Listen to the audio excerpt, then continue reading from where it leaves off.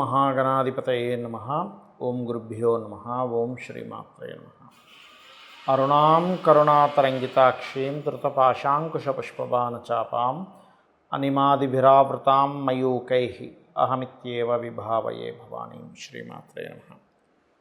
ప్రేక్షకులకి ఆ లలితాంబిక అమ్మవారి యొక్క అనుగ్రహం పరిపూర్ణంగా కలగాలని మనస్ఫూర్తిగా కోరుకుంటూ మనం ఈరోజు చాలామంది పడుతున్నటువంటి జనరల్గా ఎటువంటి ఇబ్బందులు అయితే పడుతున్నారో వాటిని మనంతట మనమే మన జన్మజాతకంలో ఏ రకంగా చూసి పరిష్కారం చేసుకోవచ్చు, చాలా సింపుల్గా అనే విషయాలు తెలుసుకుందాం. ఒకటి, అందరూ ఇబ్బంది పడేది ఏమిటంటే వాళ్ళ జీవితంలో ఎదగలేకపోతున్నాము. మీ లగ్నం ఏంటి, మీ లగ్నాన్ని బట్టి అసలు ఏ గ్రహాన్ని చూసుకోవాలి, ఏ గ్రహ సంబంధించి చేసుకోవాలి. అలాగే వాళ్ళ జీవితంలో ప్రఖ్యాతులుగా ఎదగలేకపోతున్నారు కూడా, ధనపరంగా ఎదగలేకపోతున్నారు. అంటే మీకు ధనాన్ని ఇచ్చే కారకుడు ఎవరు అసలు మీ లగ్నానికి, దాన్ని ఎట్లా డెవలప్ చేసుకుంటే మీకు ఫైనాన్షియల్గా ఉంటుంది. ధనం ఒక ఎత్తు అయితే మనకి రుణము, ఎక్కువ రుణాలు ఉన్నాయండి, ఏంటో ఈ అప్పులు ఎప్పుడు తీరుతాయో అర్థం కావట్లేదు అంటూ ఉంటారు. అటువంటి వాటికి ఎట్లాగా మీ లగ్నరీత్యా అదేవిధంగా ధనము, రుణము, కెరియర్ పరంగా కానివ్వండి, అలాగే వివాహపరంగా కానివ్వండి, ఈ విదేశీ సంబంధించినవి కానివ్వండి, ఇలాగా కొన్ని అంశాలు ముఖ్యంగా మేజర్గా మనకి ఏం కావాలి హెల్త్ పరంగా, వీటిని అసలు మనం ఎలా చూసుకోవాలి మన పర్సనల్ చార్ట్లో మనంతట మనమే, దీంతోపాటు దీన్ని ఎట్లా డెవలప్ చేసుకోవాలి అనేటువంటి అంశాలు చెప్తుంది నేనైనప్పటికీ కూడా చెప్పేస్తుంది సాక్షాత్ లలిత అమ్మవారిగా భావిస్తూ ఒక్కొక్క లగ్నం గురించి మనం తెలుసుకుందాం. మేష లగ్నంలో జన్మించారు ఉదాహరణకి మీరు. మేషానికి అధిపతి కుజుడు. ఈ కుజుడికి లగ్న అష్టమాధిపత్యం వస్తుంది. వచ్చినప్పుడు ఏంటంటే సర్వసాధారణంగానే ఇది కొద్దిగా ఈ కాంబినేషన్ ఏంటంటే 1 and 8 అంటే ఎక్కడో మీరు ఆకస్మికంగా ఎదగడానికి అంతే స్కోప్ ఉంటుంది, ఆకస్మికంగా డౌన్ఫాల్ అవ్వడానికి కూడా అంతే స్కోప్ ఉంటుంది. ఇప్పుడు ఈ 1-8 కాంబినేషన్ ఉన్నటువంటి ఈ మేషానికి పాపగ్రహ సంబంధం వచ్చింది అంటే మీరు జాగ్రత్తలు తీసుకోవాల్సింది ఎక్కడ అంటే వాహనాల మీద స్పీడ్గా వెళ్ళకూడదు. యాన్సిస్టర్స్ ప్రాపర్టీ అంటే పూర్వీకుల ఆస్తులకు సంబంధించిన దోషం ఉన్నటువంటివి తీసుకొని వాటిని ఇబ్బంది పడుతూ ఉంటారు. కాబట్టి ముఖ్యంగా మీకు పాడైతేనేమో ఇబ్బందులు యాక్సిడెంట్ రూపంలోనో పూర్వీకుల ఆస్తుల రూపంలోనో వస్తూ ఉంటుంది. బాగుంటేనేమో పూర్వీకుల ఆస్తుల మూలంగానే మీరు సక్సెస్ అవుతారు. ఇది ప్రధానంగా గుర్తుపెట్టుకోవాలి. అప్పుడు మరి ఏం చేయాలి, మీ కుజుడు కనుక పాడయ్యాడు, పూర్వీకుల ఆస్తులు మీరు యాజ్ ఇట్ ఈస్గా తీసుకోకుండా వాటిని అమ్మేసి ఇంకోటి కొనుక్కోవడం ఉత్తమం. అదేవిధంగా వాహనాల మీద స్పీడ్గా వెళ్ళకూడదు. ఇక మీకు ధనాధిపతి అంటే మీకు ఫైనాన్షియల్గా ఎదగలేకపోతున్నాము మేషలగ్నం వారంటే మీరు చూసుకోవాల్సిన ముఖ్యమైన గ్రహం శుక్రుడే. ఎందుకంటే 2వ అధిపతి 7వ అధిపతి. ఇక్కడ శుక్రుడు బాగున్నాడా వివాహం తర్వాత అద్భుతంగా కలిసి వస్తుంది. శుక్రుడు బాగోలేడా మీరు పాపం ఎన్ని ట్రయల్స్ చేస్తున్నా ఇబ్బంది అప్పుడు ఏం చేయాలి, శుక్రుడు ఏ గ్రహాల ద్వారా బ్లాక్ అయ్యాడో చూసుకోవాలి. అంటే శుక్రుడు ప్రధానంగా మీకు కేతువు ద్వారా బ్లాక్ అవుతాడు ఎనీ లగ్న. అయితే ఈ శుక్రుడు కనుక కేతువుతో కలిసిన పాపగ్రహాలతో కలిసిన ఆ గ్రహాలకు సంబంధించిన దీపారాధన దానం ఇచ్చుకుంటూ మరలా ఈ సంపత్కరీ సమారూఢ సింధుర వ్రజ సేవితాయే నమః శుక్రవారాలు కాస్త బలం పెంచుకోవడానికి శుక్రగ్రహం దగ్గర దీపారాధన చేయడము, అది ఏ గ్రహాల ద్వారా పాడైందో చూసుకోవాలి. ఎందుకంటే మేషలగ్నానికి ప్రధానంగా శుక్రుడు అవుతారు, ఒక్కొక్క లగ్నానికి ఒక్కొక్కరు అవుతారు. అదేవిధంగా ఏమంటే హెల్త్ పరంగా బాగా ఇబ్బంది పడుతున్నామంటూ ఉంటారు మేషంలో పుట్టి. అలాంటప్పుడు ఏంటంటే కన్యారాశిలో కానీ మిథున రాశిలో కానీ ఏదైనా పాపగ్రహాలు ఉన్నాయా, అదేవిధంగా 4వ అధిపతి ఎలా ఉన్నాడు, పంచమాధిపతి అంటే రవి ఎలా ఉన్నాడు, చంద్రుడు ఎలా ఉన్నాడు, బుధుడు ఎలా ఉన్నాడు, అవి స్ట్రాంగ్గా ఉన్నాయో వీక్గా ఉన్నాయో దీన్ని బట్టి మీకు అనారోగ్యం అనేటువంటిది మీకు ఆ పీరియడ్లోని ఆ మహాదశలు అంతర్దశల్లోని లేనట్లయితే ఆ గోచారం వచ్చినప్పుడు ఎఫెక్ట్ చూపిస్తూ ఉంటుంది. అలాంటప్పుడు మీరు సింపుల్గా ఎప్పుడు మీకు అనారోగ్యం వచ్చినా కన్యా మిథున రాశుల్లో ఉండే గ్రహాలకు సంబంధించిన దానము లేదా బుధ రవి చంద్ర అంటే బియ్యము గోధుమలు పెసలు ఇచ్చినట్లయితే కూడా మీకు అనారోగ్య సమస్యలు తగ్గుతాయి. ఈ రకంగా వివాహం అవ్వట్లేదన్నా శుక్రుడు బలం చూసుకోండి. ఇన్వెస్ట్మెంట్స్ లేకపోతే విదేశాలకు వెళ్ళలేకపోతున్నాము అప్పుడు గురు బలం చూసుకోవాలి, గురువు ఎలా ఉన్నాడు. లేదు కొంతమందికి యోగం ఉంటుంది కానీ స్వల్పంగా ఉంటుంది విదేశాలకు వెళ్ళడానికి, అలాంటప్పుడు మీరు హనుమాన్ చాలీసా చేసుకున్నట్లయితే అన్ని విధాల మీకు బాగుంటుంది.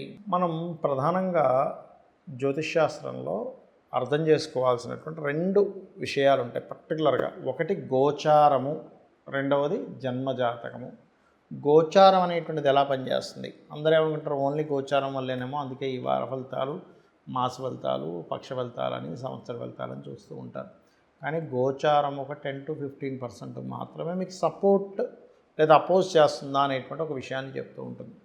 కానీ మీ పర్సనల్ చార్ట్ ఏం చేస్తుందంటే మీరు పూర్వజన్మల్లో చేసినటువంటి పుణ్యాన్ని, పూర్వజన్మలో తెలుసో తెలియకో చేసినటువంటి కొన్ని బ్యాడ్ కర్మాస్ని రిజల్ట్ ఇస్తూ ఉంటుంది. అయితే ఇక్కడ ఒక చిన్న విషయం ఏంటంటే చాలామంది ఏమనుకుంటారంటే ఇగో నన్ను దేవుడు పరీక్షిస్తున్నాడు, అసలు ఇవ్వట్లేదు, భగవంతుడు ఇవ్వట్లేదు, భగవంతుడు ఇన్ని కష్టాలు పెడుతున్నాను అనుకుంటా. అస్సలు భగవంతుడికి మీరు స్వయంగా చేసే కర్మకి సంబంధం లేదు. ఎలా అంటే ఒక హెడ్ మాస్టర్ ఉన్నాడు ఒక కాలేజ్కి, ఆ కాలేజీలో ఉండేటువంటి హెడ్ మాస్టరు మీరు రాసే ఎగ్జామ్కి సంబంధం లేదు. ఆయన మీరు రాసే ఎగ్జామ్ వల్ల మీకు మార్క్స్ వస్తాయి. ఎలా అయితే ఎగ్జామ్ రాసామో, ఎలా అయితే పార్టిసిపేట్ చేసామో, ఒక రన్నింగ్ రేస్ ఉంటుంది, పరిగెట్టేవాడు దాన్ని బట్టి వాడు గెలుస్తాడు. అంతేగాని అక్కడ చూసేవాడు లేకపోతే ఆ స్కూల్ హెడ్ మాస్టర్ మిమ్మల్ని ఏమి పరిగెట్టిన కూడా ఆపడు కదా. సో ఏంటంటే ఇక్కడ మన కర్మలే ఈ రూపంలో వస్తున్నాయి అనే విషయాన్ని ఫస్ట్ గుర్తుపెట్టుకోవాలి. మనకు సంబంధం లేకుండా ఏదైనా ఒక విషయం అంటే సిబ్లింగ్స్తో గొడవలు కావచ్చు, తల్లిగారితో కొంతమందికి మాతృదోషాలు ఉంటాయి, తల్లిగారితో గొడవలు కావచ్చు, పితృదోషాలు ఉంటాయి, అంటే వంశాభివృద్ధి అవ్వట్లేదన్నా, లేకపోతే తండ్రితో గొడవలున్నా, లేకపోతే భార్యతోనో భర్తతోనో గొడవలున్నా, ఇవన్నీ ఏంటంటే పాస్ట్ లైఫ్లో మనం చేసుకున్నటువంటి కర్మలే ఈ రూపంలో వస్తున్నాయి అని అర్థం చేసుకొని వీలైనంత మట్టుకు ఆ గొడవలను ఎక్కువ పెంచుకోకుండా తగ్గించుకుంటే మీ కర్మ తగ్గుతుంది. కానీ దాన్ని మరింత పెంచుకుంటున్నారు, ఇంకా గొడవలు చేసేసి కోర్టు కేసులని, పోలీస్ స్టేషన్స్ అని, కొంతమంది ఉన్మాదంగా ప్రవర్తిస్తే దట్ ఈస్ డిఫరెంట్ కేస్. ఆ ఉన్మాదులకు సంబంధించిన విషయాలను మాట్లాడట్లేదు.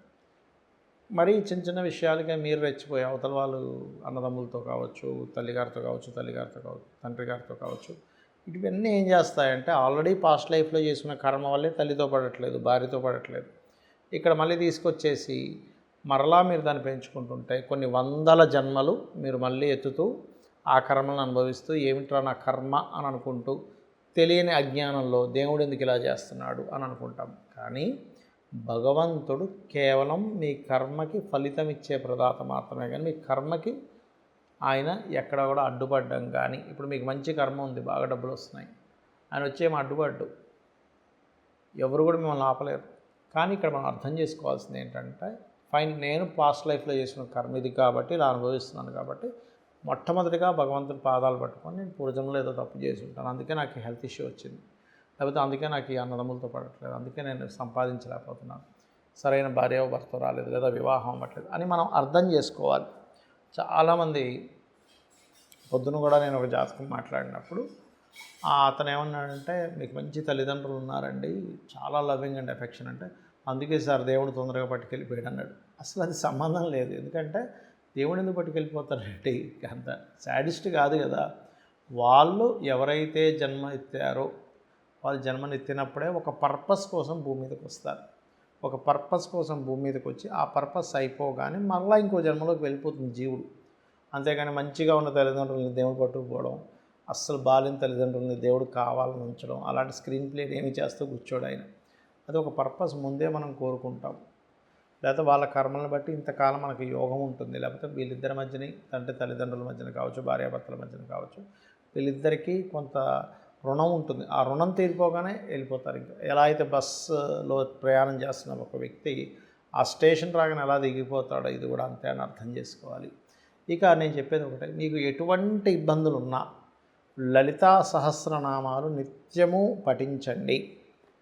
నిత్యము మీరు కనుక లలితా సహస్రనామాలు పఠిస్తున్నట్లయితే దానికున్న గొప్ప విషయం ఏంటంటే అది ఎవరో రచించినవి కావు, వాటిని అపౌరుషములు అంటారు. అంటే వసిన్యాది వాగ్దేవతలు అని అమ్మవారిలో నుంచే తెల్లటి కిరణాలుగా బయటికి వచ్చి వాళ్ళు శ్రీచక్రంలో 7వ ఆవరణలో ఉంటారు.